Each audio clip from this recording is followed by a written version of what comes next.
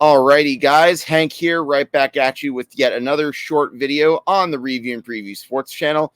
And as always, before I get into the big news of the day, if you guys want to follow us on all of our forms of social media, you can find us on Facebook, Instagram, and Twitter at Review and Preview Sports. And of course, please don't forget to hit that big red button down below and give us a subscribe to our YouTube channel. And so the big news for today, Steph Curry last night at Madison Square Garden has broken the all-time three-point record that was previously held by Ray Allen. And it's how fitting for him to do it at Madison Square Garden. You know, I've always said so many NBA players have had some of their best games at Madison Square Garden. For example, you had Michael Jordan dropping double nickels on the Knicks in one of his first games back after his first retirement. You had Kobe Bryant scoring a record 62 points in 2009, just a few days actually before LeBron James had a triple-double in that same building. The list goes on and on. So many guys always have the motivation to have their better games at Madison Square Garden because it's New York City, the bright lights. It is the mecca of sports. And so let's get into this game. Steph Curry was going in needing just 2 3-pointers to break the all-time record. He'd actually hit, I believe it was 5 against the Indiana Pacers the night before, a game in which the Warriors won by 2 points with Looney hitting a big basket with 1.2 seconds left at the end of the game. His second three-pointer, a matter of fact, both of those three-pointers came very early in the game. The second one was the one that broke the record. It was his 2,974 three-pointer of his career, a 28-foot shot that came on a good pass from Andrew Wiggins. And, you know, let's talk about some of his totals for this game before we get into the festivities and the ceremonies itself.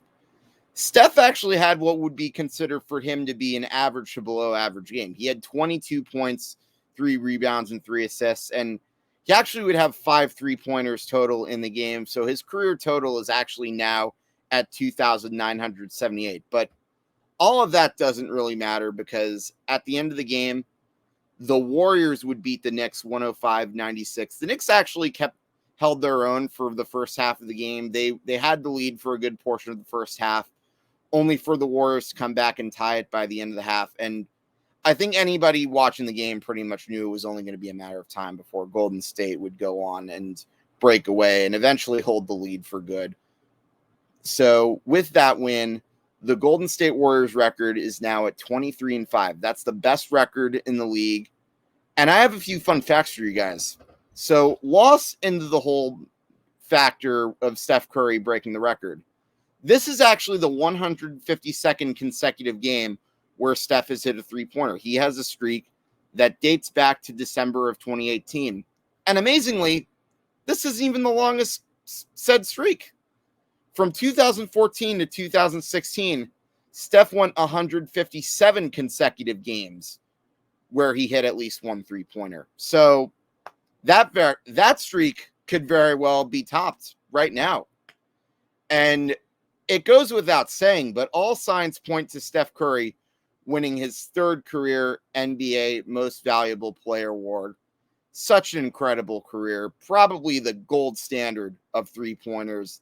Not bad for a kid who didn't really had a lot of expectations coming into his career when he was taken out of Davidson, with the Warriors taking him after the Minnesota Timberwolves twice missed out on him in the 2009 draft. But in any event, it's an amazing career, and I would imagine by the end of it, you will see him.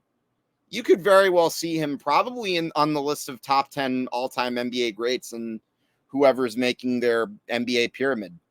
So in any event, for me personally, this was a thrill. And you don't usually hear me talk about being thrilled during NBA games. But why this one? Well, for instance, I was actually at this game. As a matter of fact, I was texting with a good friend of mine who happens to be a hardcore Golden State Warrior fan. My friend Jen Tassone has been a fan of them for as long as she can remember. She remembers Run TMC. She remembers the 2007 run with Baron Davis. So she's no bandwagon fan. She knows her stuff when it comes to the Warriors. And quite frankly, she probably knows even more about sports than I do. So there you go. In any event, she got her tickets a couple weeks before we even thought that it was possible that he was going to break his record. But I think we both had a hunch that such a record was going to come, because not long after she got them, I happened to scour the market myself to look for tickets. And as fate would have it, a couple days after she and her husband got her tickets, I got my own on the Chase Bridges. I was facing the scoreboard directly north to south, had a great view of the whole moment. Such an amazing game. And since I don't go to Madison Square Garden often for Knicks games, I'm usually there for Ranger games. This was by far the most memorable basketball game I had ever seen at the Mecca. And the whole ceremony with all of his teammates coming out, celebrating him, was enough to induce chills. You had his father there. You had Reggie Miller and Ray Allen being there to present him with record-breaking gifts. And it was absolutely incredible. And, you know, he's one of many NBA players who I feel very fortunate to have seen a lot of his career, even though obviously I root for a team that is from the completely opposite coast.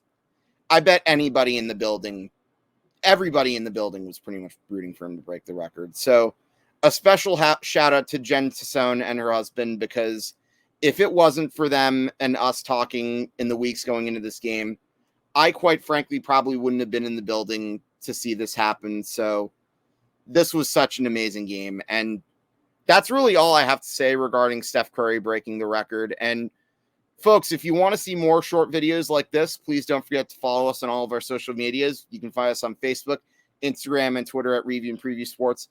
And of course, if you have any comments about this game, please do leave one down below. I would love to interact with you guys. And of course, don't forget to hit that big red button and give us a thumbs up or subscribe. And until next time, for when I have enough more big news, I'm Hank Addictor, and I will see you guys later.